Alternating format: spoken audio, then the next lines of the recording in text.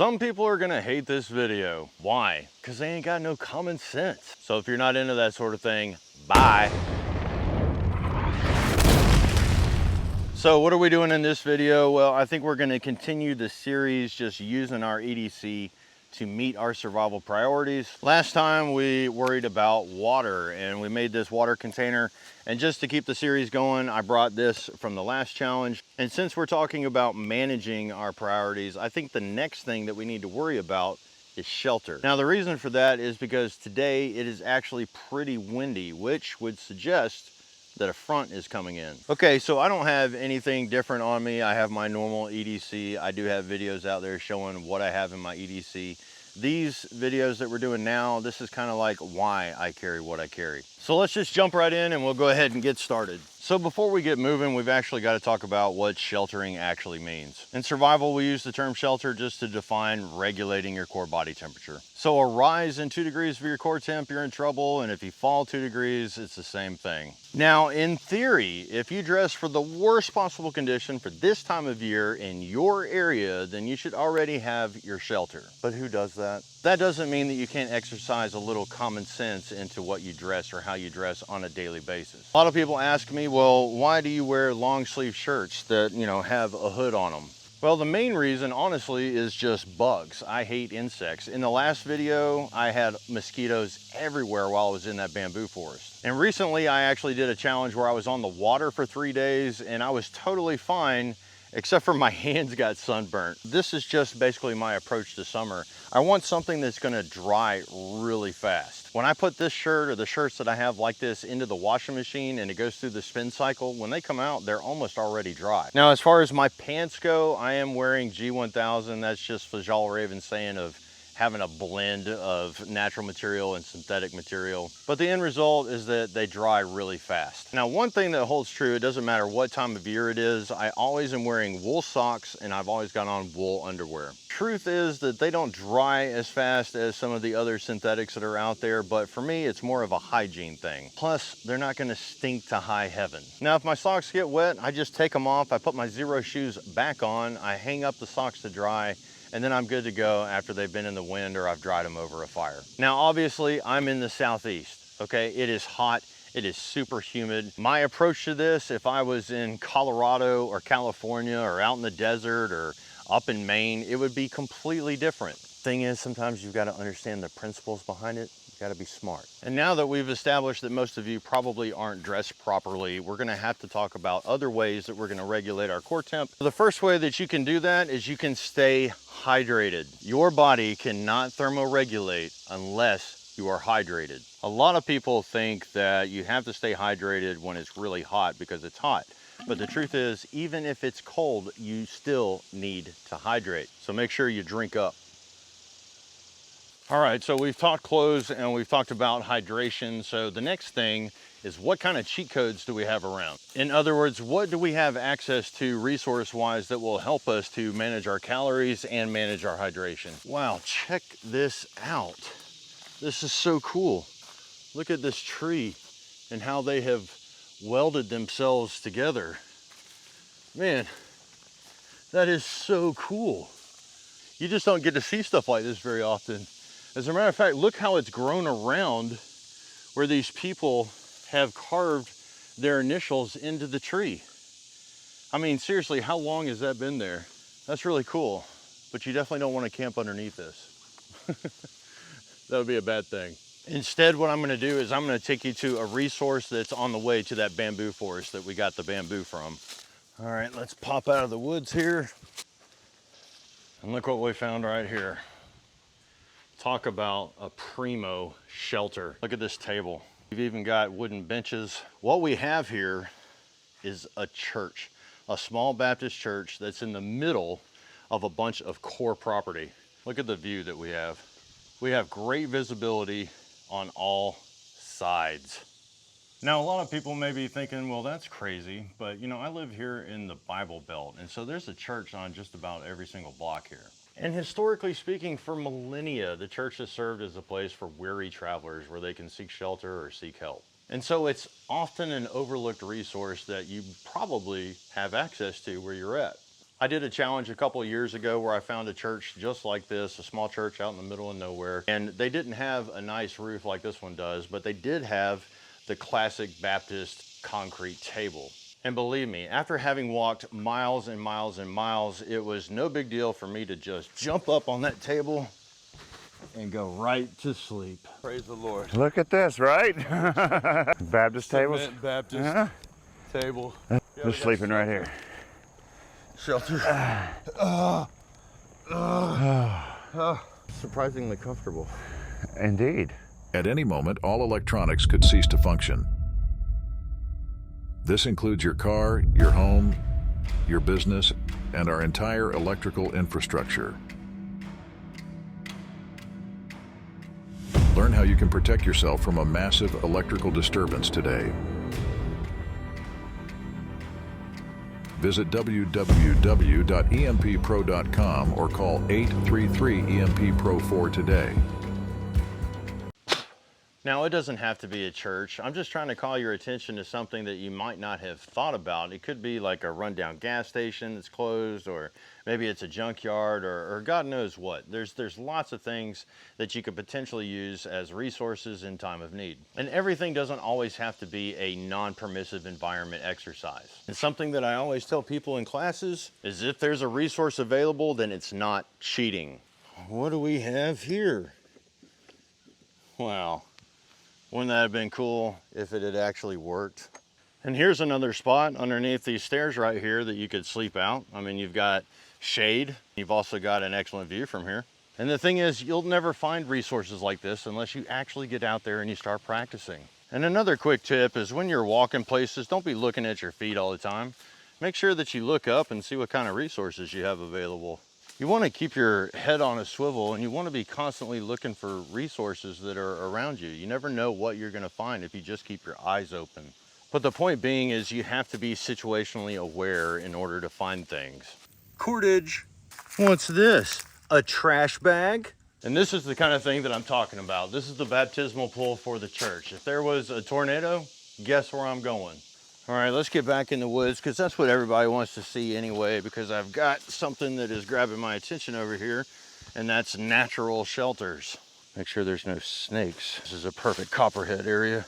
In survival books, they're always telling you to look out for things like hollowed out logs and caves, etc. So I found this down log right here, and I thought, well, come take a look at it and see if it's hollowed out. And of course, it's not. And my thing is, you know, that's great, as long as you add some context to it. For example, in this area, if you got inside of a log, you're gonna find a timber rattler or a copperhead for sure.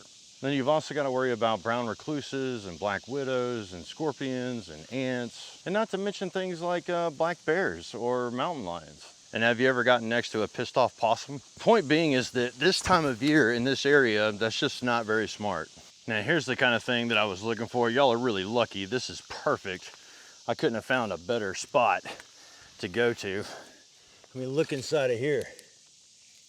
That is a perfect den inside of there. Man, in the wintertime, this would be perfect. Unfortunately, this time of year, that's just not gonna work. And now a lot of people are probably wondering, okay, Jay, what are you thinking about when it comes to shelter? Well, I'm thinking about the W's. The first of which is water. You don't wanna be in close proximity to water for a couple of reasons. I mean, number one, it's going to get really cold wherever you are near the water source. Number two, everything in life that is alive goes to water. That's predators, big and small. There is a time and a place to be camping in the water, but that's really like a simple thing, and it's in a non-permissive environment, and that's a video for another day. Let's stick to script. Generally speaking, I try to tell people, hey, you need to know where the water source is, and it needs to be, you know, close enough that you can get to it, but you don't need to be camping right next to it. The second thing I'm thinking about is the woods. Out here, you have a ton of resources, and it could help you to actually build a shelter. It can help you with your fires. There's lots of projects that we can do with the resources that we have around us, so I'm always looking to see, well, what kind of resources do I have in the woods? The next thing I'm thinking about is wind. You always need to be aware of where the wind is and where it's going to be. Typically, you want the wind going across your shelter. You don't want it coming into your shelter. If you have to, you can have the wind coming from behind the shelter as long as you have a windbreak. Another consideration for the advanced students is scent pooling. You got to think about where your scent's going. The next thing I'm thinking about is widowmakers. One thing you always need to do is you need to look up, because in the middle of the night, especially during a storm, a big old branch can come down and it could kill you. After that, I'm thinking about wrigglers. These are your snakes and spiders and insects and anything else that crawls on the ground. About the only time that I actually sleep on the ground is when it's the winter. This time of year, I'm gonna do everything I can to avoid it, short of me just leaning up against the tree. But the only action that I actually got was a whippoorwill that I thought about eating. And a raccoon definitely shat in my mouth. Oh my God, I'm gonna have to find a sweet gum tree. We'll have to get up here soon.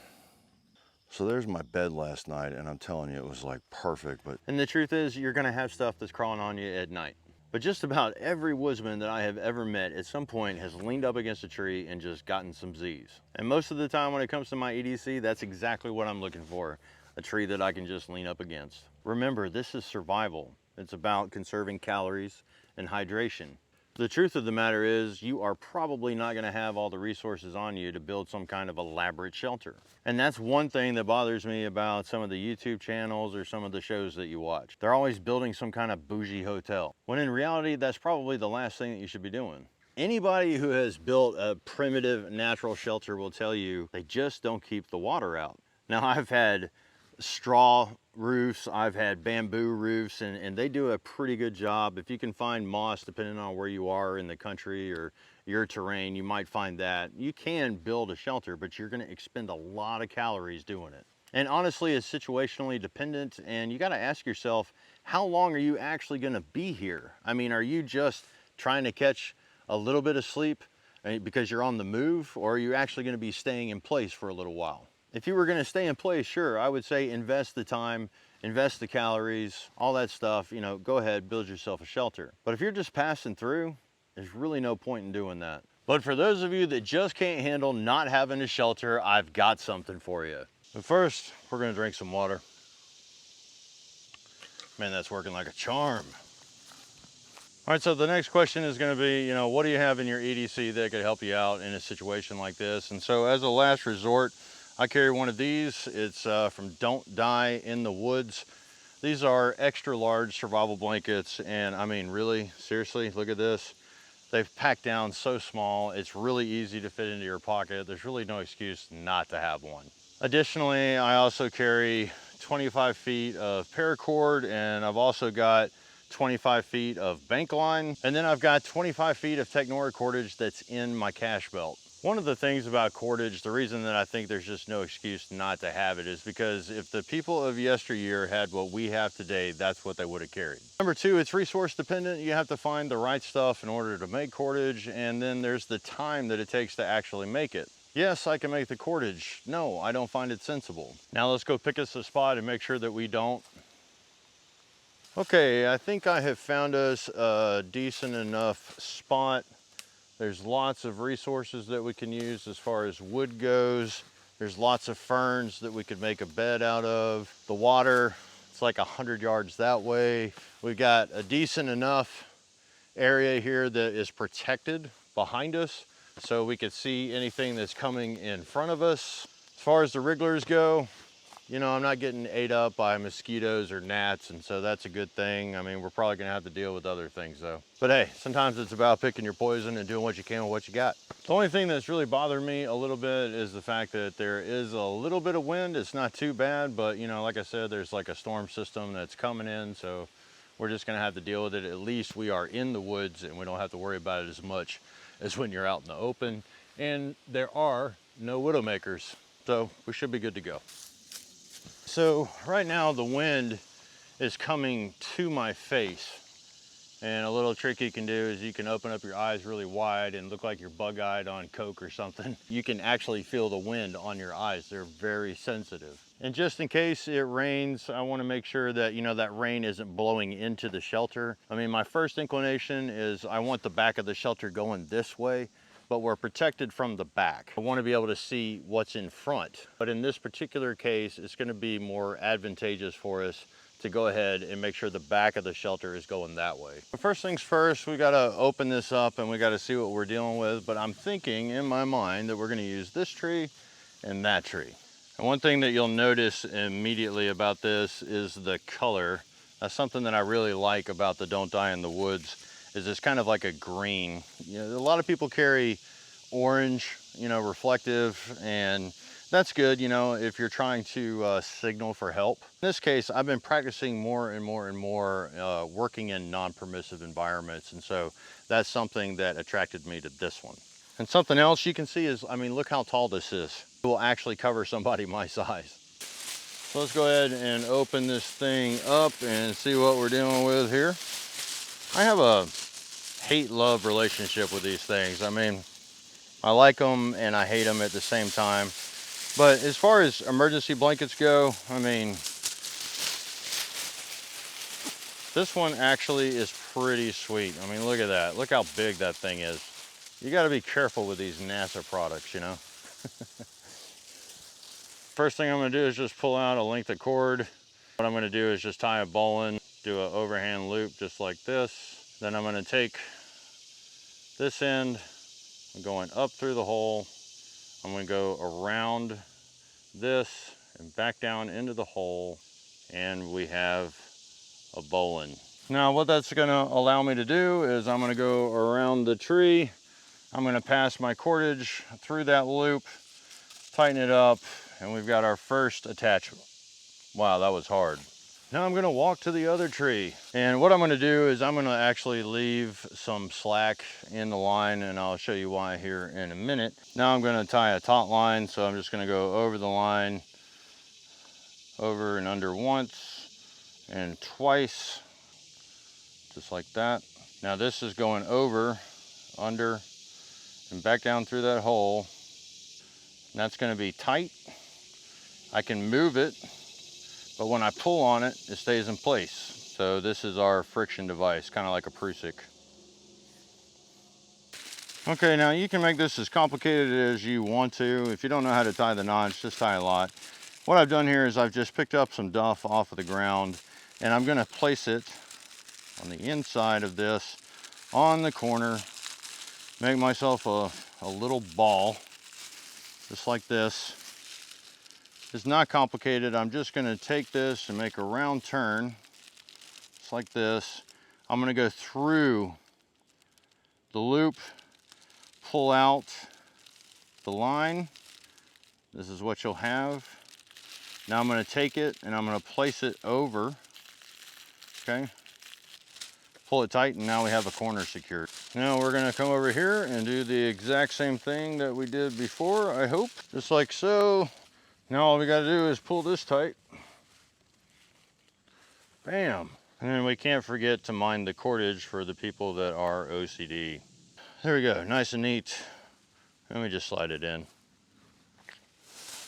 And here you can clearly see that the wind is blowing towards the back of our shelter. So we're going to pull that this way. That way we know we made the correct choice when it came to orientation of our shelter. All right, let's say you didn't have any cordage. Something that you could do is you could find a down branch somewhere. You could rig it up to go from one tree to the next tree, however you had to do that. Maybe it's a Y branch that is supporting it up against the tree. You find some vines, whatever it is that you do. Maybe you've got some tape, like some duct tape in your kit. I always have duct tape. I've got duct tape in my belt, and I've also got it on my lighter.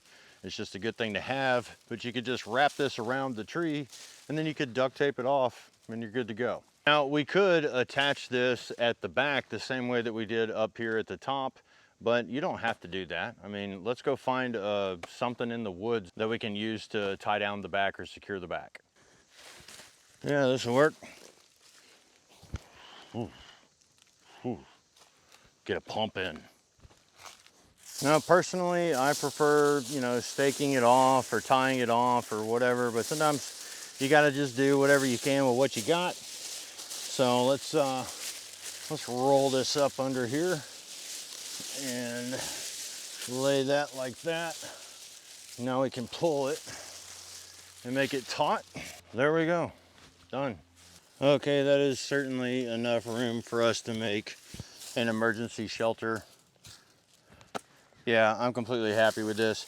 If all we have to do is go get some ferns or whatever it is, some of the leaves, and make a bough bed, and we've got something to lay on right here. But the most important thing is we're protected from the wind, and if it was about to rain, we're protected from the rain as well. So for those of you that are freaked about not having something on top of you, you can carry something like this and you're good to go. We should make like Airbnbs for the minimalists. I'm so grounded right now. Man, I haven't heard an airplane all day long, and it had to come right when I'm ending the video. It's my aeroplane, aeroplane. God, I hate airplanes sometimes. All right, so is this the best shelter in the world? No, it's not. It's an emergency shelter, Kadumbo. We're trying to learn what you can do with your EDC when you've got minimal gear. So do you want to see me continue the series? Because we've got other priorities we got to meet. But if you're honey smack digging, then like, share, subscribe, hit that notification bell, leave me a snide remark, and until next time, keep fueling those fires. Come on, see if you can just get it back in the bag. We can get it to go on halfway. Well, it's sort of in there. Find me somebody that can actually get these back in the package.